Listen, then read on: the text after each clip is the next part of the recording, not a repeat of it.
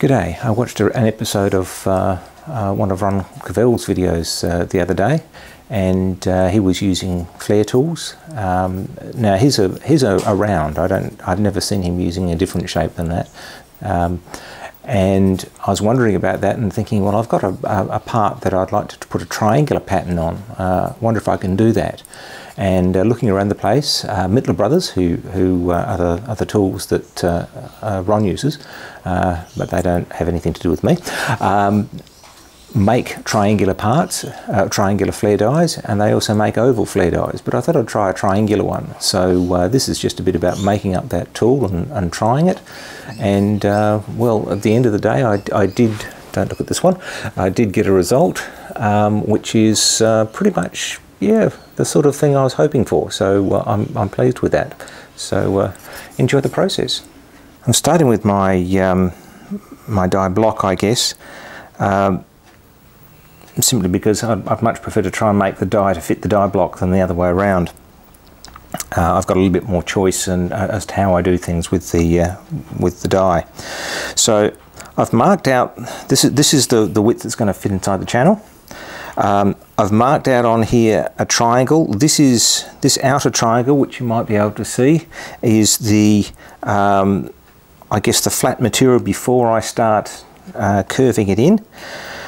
These holes here represent where I need to drill some holes which will clear the inside of that cutter, and then I can run around here and put a radius on with this cutter. I'm then going to have to come in and clean out the middle there, so that I get my die to sit in there nicely. I'm going to use that hole also to locate the die, so it's going to be interesting. I'm going to set this up on the mill in a moment and start removing the material from in there, and then set up the radius cutter to put that radius around the outside there. So a bit of a progress report here. I've drilled my corners where my cutter is going to go down, and now I've come along with a straight cutter and just joined, or sorry, taken out the line between the centres there, because that's going to be where I need to guide my material. I put a diameter 13 hole down there, just clearance, but also to means that I don't have to pull out quite as much material with a cutter like this. So that needs to be extended into a triangle, and this needs to have that radius cutter in there to go around there and just put the radius on.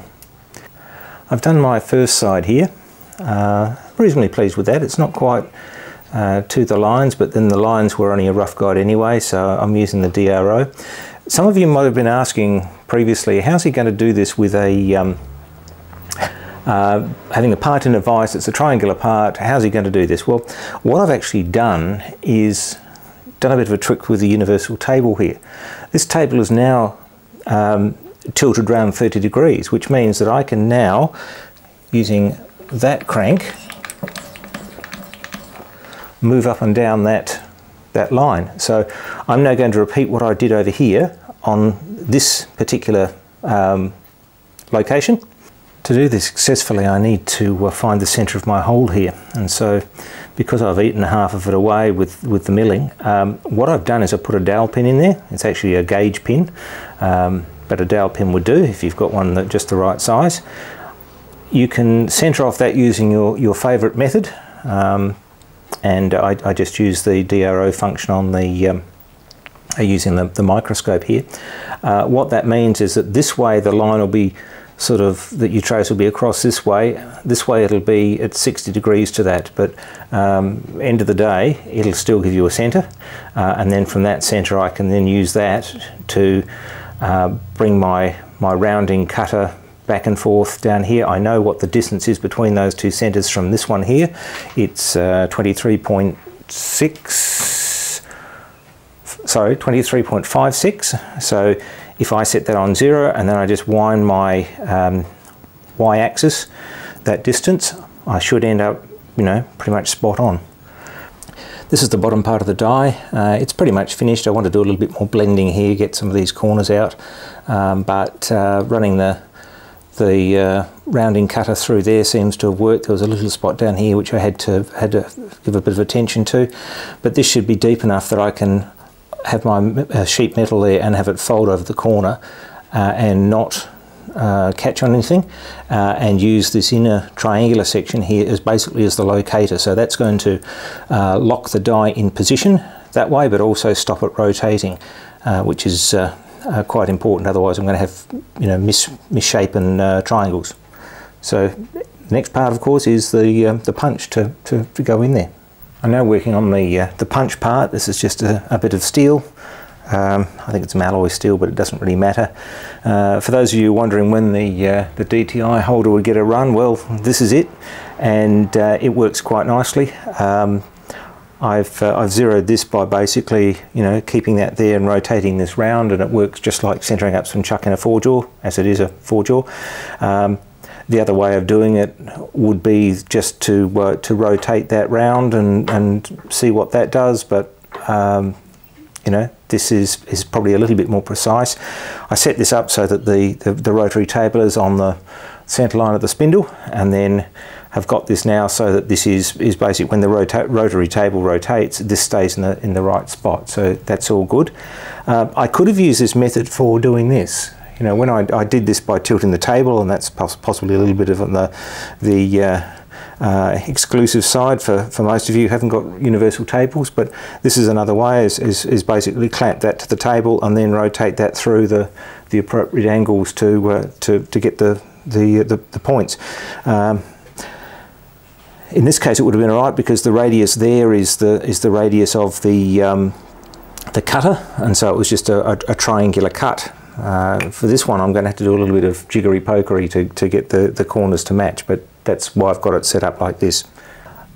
I've just done my first side. Consists of multiple passes, a couple of passes with the 19mm cutter, square-sided, and then I run in there with a ball nose.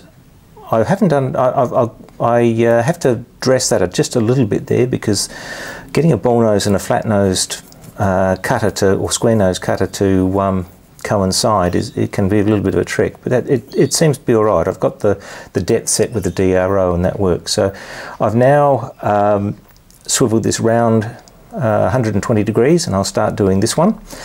One thing I did have to add was a strap clamp across the top here. And I'll have to put that in there like so.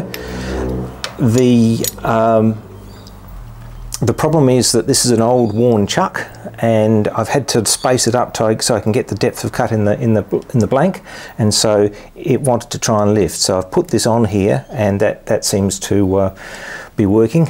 It'd probably help if the cutter was a little bit sharper, but I haven't got a new one to use on this. Unfortunately, I picked up a bit of alloy steel here instead of a bit of mild steel, so it's making heavy weather of it. But it's cutting, and it's giving me a reasonable finish, so it's not disastrous. I'll give it a bit of a polish anyway at the end of it, I think. But now I just have to do the other two sides same way. I'm up to one of the tricky bits, well, not tricky, ticklish bits of this punch. I need to get that corner rounded. Now the way you do that on a rotary table is you basically got to put you at the center point of your radius in the middle of the table, and then you can load in the appropriate cutters and go around there. So I've done this one.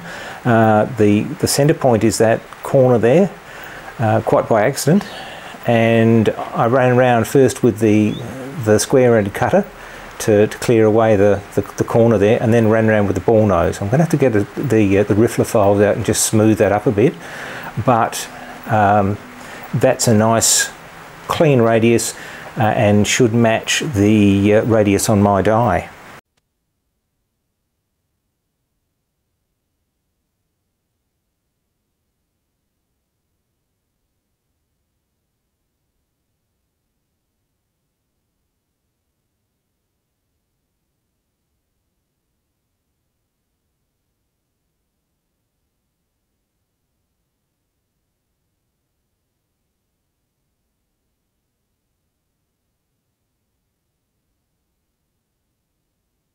This is where we're up to. So we did the die block last week. This week we've got the punch.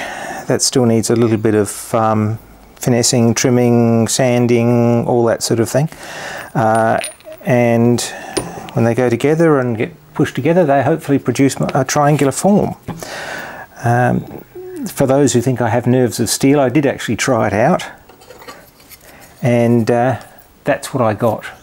That's roughly what I'm aiming for with a triangle with the curved sides in it. I just have to the main problem there seems to be centralizing the punch in there, so I need to work on the that fit. That should have been tighter, but I forgot a material thickness, I think, and so that's where that's ended up. But it shows promise. A little bit of finessing should make that work quite nicely. I think I might relieve those corners a little bit so they don't pull quite as much. But yeah, I'm happy with that. Here I am ready for round 2, I guess. A couple of changes I've made. I've taken that triangular piece off there and replaced that with a plug, so I can change that if I want to. I've also rounded these corners off a little bit. They were sharpish. They're now back a little bit, probably about an R12 up the top here. I may have to blend that a little bit more, but what was happening, I think, was, if you look there, I was actually bursting through the corner, so I needed to fix that. I might have to ramp that down a little bit. In fact, I think I'll do that anyway, to try and fix that. One thing I had to do when I was milling the flats on here was hold this. Now, to do that I used an ER chuck, and to do it like that would be very bad practice because the gripping length is all the way along, and this is the bit that's doing most of the gripping. This is just a relief surface, if nothing else. So to get away with this, only taking light cuts, but what I did was I got a dowel pin at the same size of that shank and put that in the end. And so what happens is when the collet compresses, it's got something to stop against there as well as here, and so will grip. If I just had that there, that could well compress and this will fly out. So just a tip that sometimes might get you out of trouble is, yeah, with short pieces on long collets, you can put a plug piece in the end there, and that will help you out. Anyway, I now need to Loctite that in place, I think. And once that's done, I'll have another go. I've prepared another blank. It's just to try and go hole. Once I've settled on how this all works, I'll probably make a template so I can just plasma cut that out, and so I can just go, and you know, it'll be a quick and easy thing. I've assembled the what would you call that? The plug into the die, and given that a bit of a polish. I've taken that out a little bit, and so that's nice and smooth, and it certainly helps when you're trying to get metal to come over a surface to have it smooth. If it's rough, it will catch. I've given that a little bit of a polish as well, and tried it out, and I'm as you can see from this one to this one, there's a marked improvement. That gives me a depth of roughly about 7-8 millimeters. But it comes out quite neat. There's a little bit of marking there, but I think that's the lack of polish. When I started doing this, I sort of stopped halfway through and thought I'll give that a bit of a polish to help smooth things along, and I think that's done the trick. This piece of material is probably a little bit too thin to be doing this with, but the idea is that I should be able to go along and put a whole bunch of triangular shapes on here, saving that weight, but also stiffening that up incredibly. So I'm very happy with that. Thanks for watching, and we'll see you for the next one.